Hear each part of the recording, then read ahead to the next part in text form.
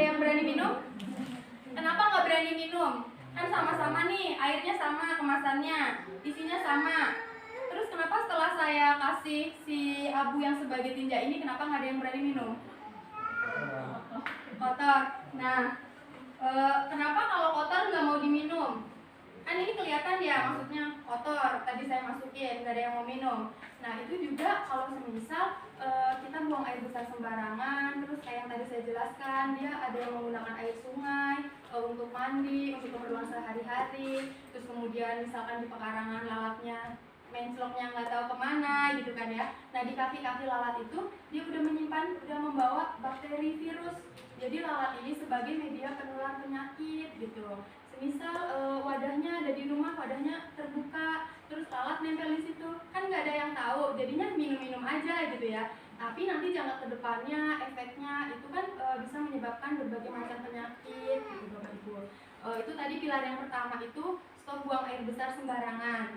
Nah, pilar yang keduanya itu cuci tangan pakai sabun.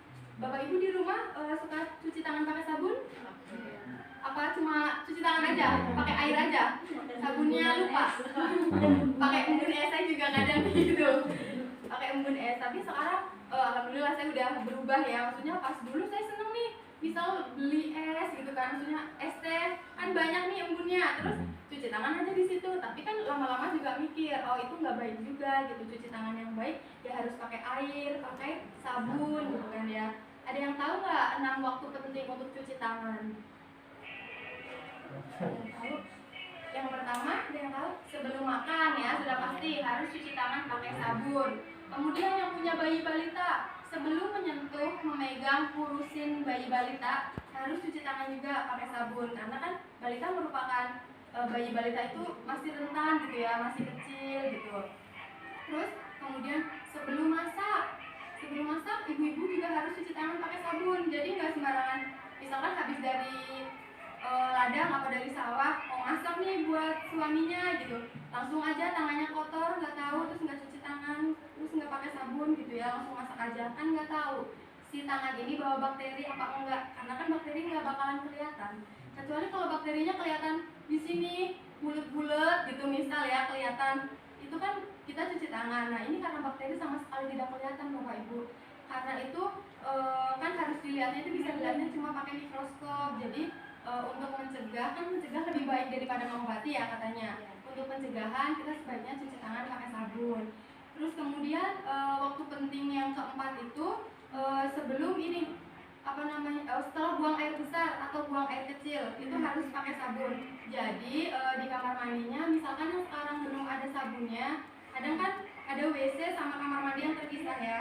Nah, di WC-nya yang nanti kan dibangunin jamban ya, dibangunin WC, tolong nanti dikasih sabun. Biar apa? Biar kalau semisal kita habis buang air besar atau air kecil nggak lupa nih.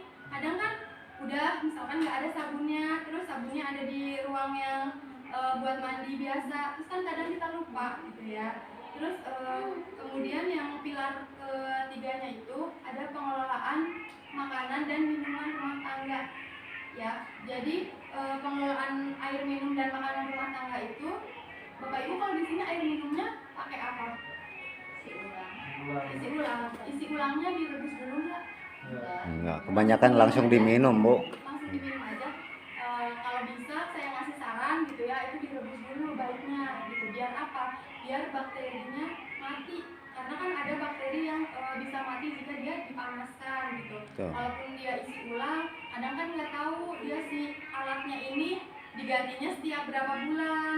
Misalkan ada pengecekan berkala nggak untuk si airnya gitu. Jadi saya sarannya kalau semisal isi ulang boleh direbus dulu gitu sebelum diminum. Kemudian pewadahannya kadang kan ada yang masih pakai teko gitu ya. Tekonya juga harus yang tertutup. Kemudian setiap 2 hari sekali atau setelah si isinya habis boleh dicuci gitu. Biar enggak kalau di saya itu di Jawa namanya jelegit. Kalau di sini apa ya? Yang licin-licin kotor gitu di sini apa namanya?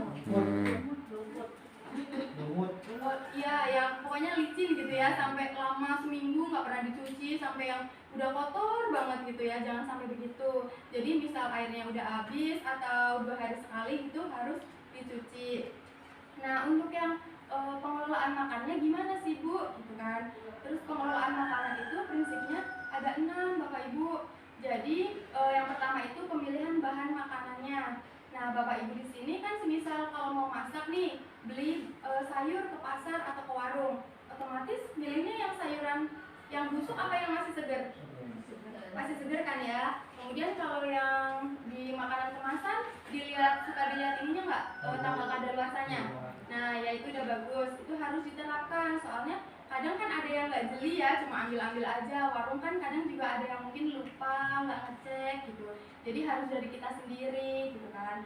Terus kemudian dari penyimpanan si bahan makanan mentah ini, yang kedua itu penyimpanan bahan makanan mentah.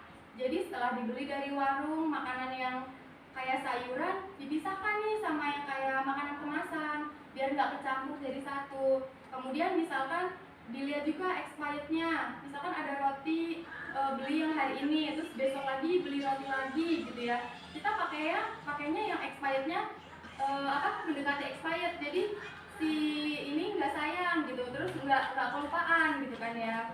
Terus yang ketiga itu ada pengelolaan makanan. Jadi pengelolaan makanan ini Bapak Ibu seperti yang tadi saya sampaikan, itu sebelumnya harus cuci tangan pakai sabun dulu. Kemudian peralatan-peralatan yang digunakan harus bersih ya. Jangan yang misalkan udah berdebu nih peralatannya, terus pikirnya kan saya kemarin udah nyuci ini alat gitu kan ya, terus mau dipakai ya udah sok wae dipakai gitu. Jangan gitu, tapi kalau udah berdebu ya paling nggak dicuci lagi gitu biar bersih. Sebenarnya kan itu bukan buat orang lain ya, tapi kan buat kesehatan kita juga kan gitu. Terus kemudian yang keempat itu penyimpanan bahan makanan yang sudah jadi. Jadi tadi setelah dimasak otomatis kan ada yang langsung dimakan, dihidangkan, ada yang disimpan gitu kan. Kalau yang disimpan gimana baiknya? Baiknya itu kalau misalkan mau ditaruh dulu di meja boleh, tapi harus dikasih tutup. Biasanya pakai tudung saji ya biar nggak ada lala.